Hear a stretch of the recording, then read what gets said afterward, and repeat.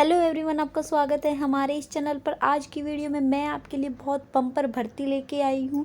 भर्ती की इन्फॉर्मेशन है इंडिया पोस्ट जीडीएस, जिसका सब बेसब्री से इंतज़ार कर रहे थे कि जीडीएस की जो 2023 की भर्ती है वो कब आएगी। तो उसका नोटिफिकेशन अभी रिलीज़ हो गया है।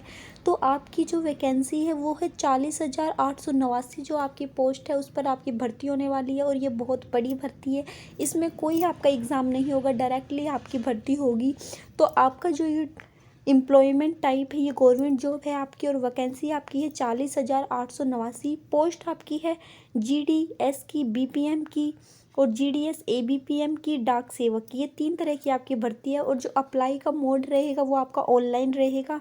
आपके जो जीडीएस के फॉर्म है वो 27 जनवरी 2023 से शुरू हो गए हैं और 16 फरवरी 2023 तक आपके फॉर्म फिल होंगे। सबको अप्लाई करना है, ये नहीं है कि किसी को नहीं अप्लाई करना। सब 60% वाले, 70% वाले, 80% वाले, सब जिसके जितने भी परसेंट है आप सारे क्या है फॉर्म ज़रूर फिल कीजिएगा, क्योंकि ये गवर्नमेंट जॉब है और विदाउट एग्ज़ाम ये आपकी भर्ती होने वाली है।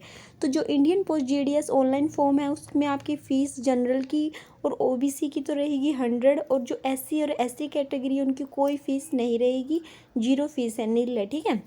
उसके बाद बात करते हैं इसकी सैलरी क्या रहेगी। कैटेगरी की मिनिमम 4 आवर्स का जो आपका रहेगा वो वर्क होगा। और जो बीपीएम की सैलरी रहेगी वो आपकी 12,000 ही स्टार्टिंग में होती है, 12,000। उसके बाद इसमें इंक्रीजमेंट होता रहता है आपका, और कुछ ना कुछ आपको कमीशन भी मिलता है। आपका ज़्यादा घंटे का वर्क नहीं होता, ये सिर्फ 4 ही घंटे का आपका वर्क होता है।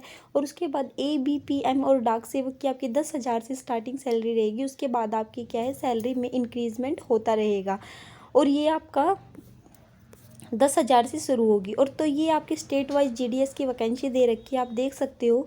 अब जब भी देखो जीडीएस के फॉर्म फिल करो तो आपको सबसे पहले उस एरिया की लोकल लैंग्वेज का पता होना चाहिए। जैसे अगर आप हरियाणा से फॉर्म फिल कर रहे हैं तो आपको हरियाणा की लैंग्वेज का पता होना चाहिए। तो आपको जिस स्टेट में रहते हैं, मैं आपको एडवाइस दूंगी, आप जिस स्टेट में रहते हैं आप उसी के फॉर्म फिल करने चाहिए, ठीक है, ताकि आपको उसकी लोकल लैंग्वेज भी अच्छे से पता हो। जैसे आप देख सकते हो आसाम, आंध्र प्रदेश है, आंध्र प्रदेश में आपको तेलुगु आना जरूरी है। और ये आपकी शीटें दे रखी है। यूआर की 1123 1131 पोस्ट है, ओबीसी की 483, उसके बाद एससी की 298, एसटी की 158, ईडब्ल्यूएस की 340, उसके बाद पीडब्ल्यूडीए की 9, पीडब्ल्यूडी बी की 29। ये सारी पोस्ट आपकी दे रखी है। तो आंध्र प्रदेश की टोटल पोस्ट है जो वो है 2,480। उसके बाद आप बात करते हैं आसाम की। असम में आपको क्या है असमी भाषा आनी चाहिए, और इसमें जो टोटल पोस्ट है वो 355 आपकी पोस्ट है। उसके बाद आसाम उसके बाद है बंगाली आनी चाहिए आपको। 3 तरीके के आसाम की दे रखी है इसमें, असमिया, बंगाली। और उसके बाद आसाम में बोडो, ये है आपकी पोस्ट 16। उसके बाद बात करते हैं बिहार में आपको हिंदी लोकल लैंग्वेज आनी चाहिए। उसके बाद ये आपकी सारी पोस्ट दे रखी है कैटेगरी वाइज। आप इनका स्क्रीनशॉट ले सकते हो और देख सकते हैं कि आप किस स्टेट से बिलोंग करते हैं और किस स्टेट में आपकी कितनी वैकेंसी आई हुई है। आप इनका स्क्रीनशॉट ले सकते हैं। अगर आप हरियाणा से हो, जैसे मैं हरियाणा से हूँ, तो आप हरियाणा में जो वैकेंसी है वो 354 वैकेंसी है। और उसमें बात करते हैं हम हरियाणा में, हिंदी आपको आनी ज़रूरी है।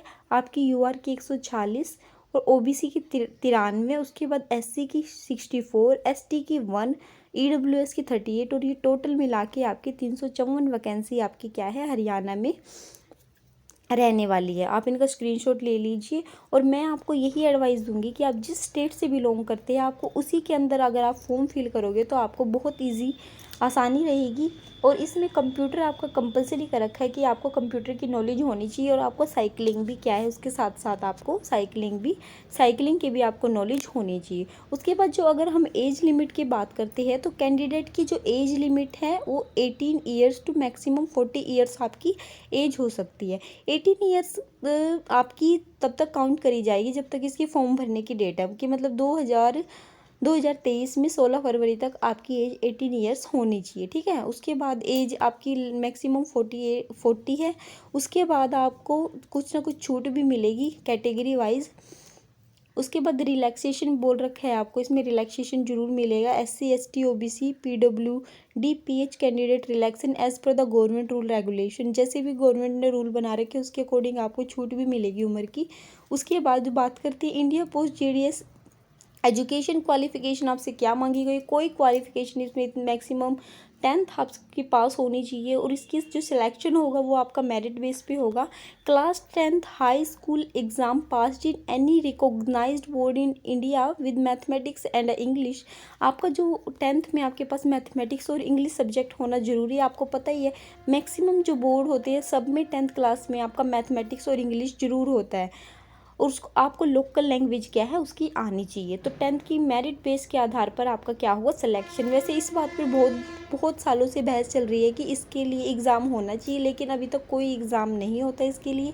इसकी डायरेक्ट आपकी भर्ती होती है, बस आपके 10th में अच्छे मार्क्स आने चाहिए। देखो जैसे अगर आपने फॉर्म फिल कर दिया, जैसे किसी ने फॉर्म फिल कर दिया हरियाणा में जैसे आप पानीपत ज़िले से है, अगर आपने पानीपत में फॉर्म फिल कर दिया और आपके क्या है 70% मार्क्स है, ठीक है। अगर किसी और बच्चे के 70% मार्क्स नहीं है, मतलब सारे क्या है 70 से नीचे वालों ने फॉर्म फिल किए हैं, अगर सारे 70 से नीचे वाले बच्चों ने फॉर्म फिल किए हैं और आपके ही पानीपत में 70% है तो आपका ही सिलेक्शन उसमें किया जाएगा, ठीक है। अगर आपसे ऊपर वाले बच्चों के फॉर्म भी उसमें आ रखे हैं तो उनका सिलेक्शन होगा। ये नहीं है इसकी कट ऑफ ये मतलब फिक्स नहीं होती कि 70 पे ही जाएगी 80 पे ही जाएगी। वो बात डिपेंड करता है कि फॉर्म कैसे कितने बच्चों के कितने % वाले बच्चों के फॉर्म वहाँ पे फिल हुए हैं, ठीक है। उसके बाद जो आपका सिलेक्शन प्रोसेस होगा आपको पता ही होगा और मेरिट लिस्ट के आधार पर आपका सिलेक्शन प्रोसेस है। उसके बाद डॉक्यूमेंट वेरिफिकेशन के लिए आपको बुलाया जाएगा।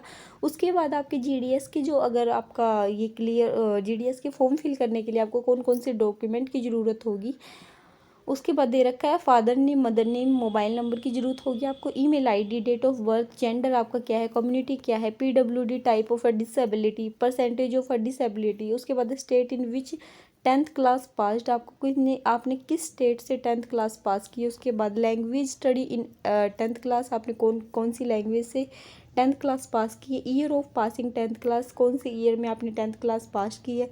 स्कैन पासपोर्ट फ़ोटोग्राफ चाहिए और स्कैन आपके सिग्नेचर चाहिए होंगे। उसके बाद बात करते हैं हाउ टू अप्लाई। आपको अप्लाई अगर आप खुद घर बैठ के अप्लाई करना चाहते हैं तो बिल्कुल इजी प्रोसेस है। आपको सबसे पहले इंडिया पोस्ट GDS online.government.in की वेबसाइट पे जाना है। उसके बाद आपको जो नोटिफिकेशन है उसको केयरफुली रीड करना है। उसके बाद बात करते हैं keep ready all document what we discuss about, जो भी आपसे डॉक्यूमेंट मांगे हैं वो सारे आपके पास होने चाहिए। Fill out the application form, आपको एप्लीकेशन फॉर्म फिल करना है। उसके बाद करना है attach required document and a passport size photo with the signature, आपको पासपोर्ट साइज फ़ोटो और सिग्नेचर अपलोड करना है। एप्लीकेशन फ़ीस पे करनी है और उसके बाद आपको सारी जो इन्फॉर्मेशन है फिल कर देनी है, ठीक है। तो आपको ऐसे ही इसका अप्लाई करना है। तो ये आपकी मैंने इन्फॉर्मेशन दे दी, तो मैं आपको यही एडवाइस दूंगी कि किसी को भी फॉर्म भरने से चूकना नहीं है। आपको सबको ही क्या है GDS के फॉर्म फिल करने हैं, क्योंकि बम्पर भर्ती है, पता नहीं लगता किसका किस टाइम पे आपका क्या है सिलेक्शन हो जाए। तो यही एडवाइस दूंगी। और अगर आपको इन्फॉर्मेशन जॉब से रिलेटेड कोई भी इन्फॉर्मेशन चाहिए, अच्छी इन्फॉर्मेशन चाहिए, जैसे जैसे जॉब आती है मैं अपने चैनल पर तभी आपके लिए डाल देती हूँ। तो चैनल को लाइक और सब्सक्राइब कीजिएगा। Thank you for watching my video.